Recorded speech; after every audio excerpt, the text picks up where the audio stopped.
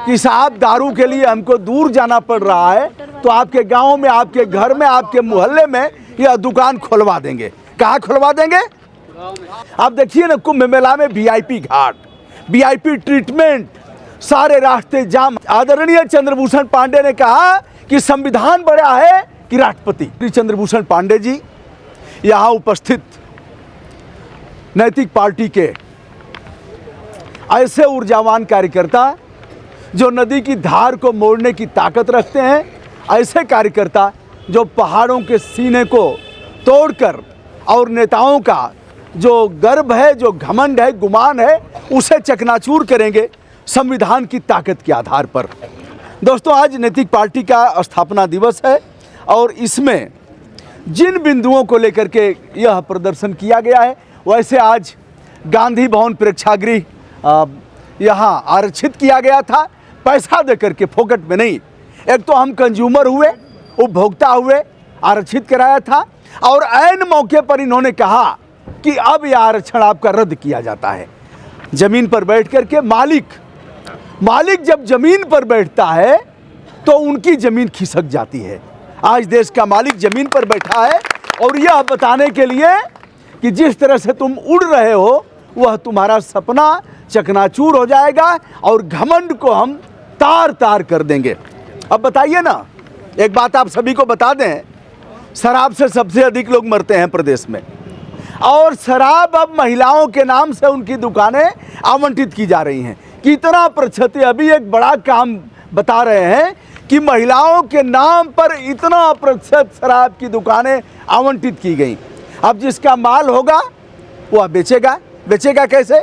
बताएगा, चना खा करके बताएगा, पकौड़ा खा करके बताएगा, उस माल को बेचेगा। गुब्बारा बेच रहा है तो उसको फूला करके बेचेगा, बताएगा कि ऐसे हमारा माल है, यह उत्कृष्ट माल है। अब यह माल बेच रहे हैं, क्या कर रहे हैं? बाबा माल बेच रहे हैं। क्या कर रहे हैं?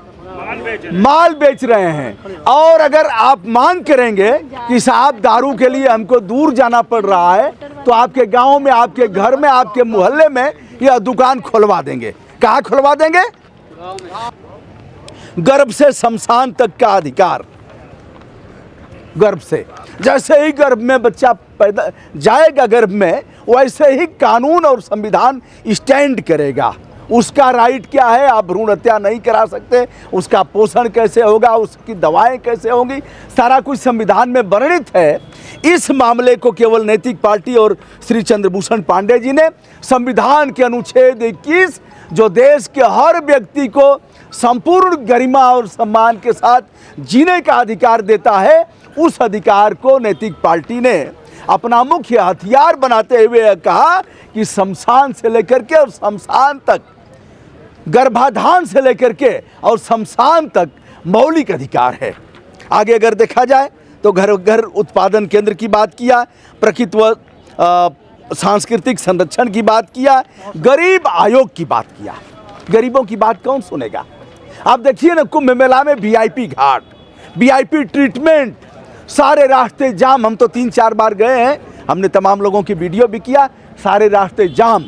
एक बार बताएं, राष्ट्रपति जी का कार्यक्रम लखनऊ में था, आदरणीय चंद्रभूषण पांडे जी जा रहे थे हाई कोर्ट, पुलिस ने रोक दिया, कहा कि इधर से नहीं जाना। इन्होंने कहा क्यों? कहा कि राष्ट्रपति महोदय आ रहे हैं। कहा राष्ट्रपति महोदय आ रहे हैं तो हमसे क्या मतलब, हम हाई कोर्ट जा रहे हैं। तो उन लोगों ने कहा, अरे वकील साहब आप भी क्या बताइए, आपको पता है ना कि राष्ट्रपति जी आ रहे हैं तो यह सब बंद रहेगा। आदरणीय चंद्रभूषण पांडे ने कहा कि संविधान बड़ा है कि राष्ट्रपति। तब तक कुछ और अधिकारी आ गए, पहचान गए। यह बात कहने वाला अगर कोई शख्स है भारत भूमि पर जिससे सीख करके हम लोगों ने आज यह मुकाम हासिल किया है, तो वह है आदरणीय चंद्रभूषण पांडे, जिन्होंने कहा राष्ट्रपति बड़ा है कि संविधान, देश संविधान से चलेगा। दोस्तों, ऐसे तमाम मामलों पर बीसी और ओसी एक्ट बनाने की बात कहा, जिस तरह से एक केवल ब्राह्मण की बात नहीं है, ब्राह्मण की एक परिभाषा भी है, ब्रह्म जानाति सो ब्राह्मण। और जो भी कर्म के आधार पर इसकी बात हुई है, केवल जातीय आधार इसका नहीं है। ऐसे में लेकिन जातीय आधार पर जो प्रताड़ना, एक नाम है विष्णु तिवारी, हमारी लगातार बातचीत होती है विष्णु तिवारी से। विष्णु तिवारी बुंदेलखंड की माटी, ललितपुर के रहने वाले हैं। विष्णु तिवारी पर एक लगता है SC/ST एक्ट और फर्जी रेप का मुकदमा दर्ज होता है। फर्जी रेप के मुकदमे में विष्णु तिवारी जाते हैं जेल और रेप के मामले में जेल जाते हैं। 20 साल बाद वह जब छूट करके आया तो माँ मर गई थी, बाप मर गए थे, भाई मर गए थे। निर्दोष होकर के जब 20 साल सजा काट करके आया तो वह गलियां पहचान में नहीं आ रही थी, खपरेल के मकान ढह गए थे, झोपड़ियां खत्म हो गई थी। वो अपने घर भटक भटक करके जाता है।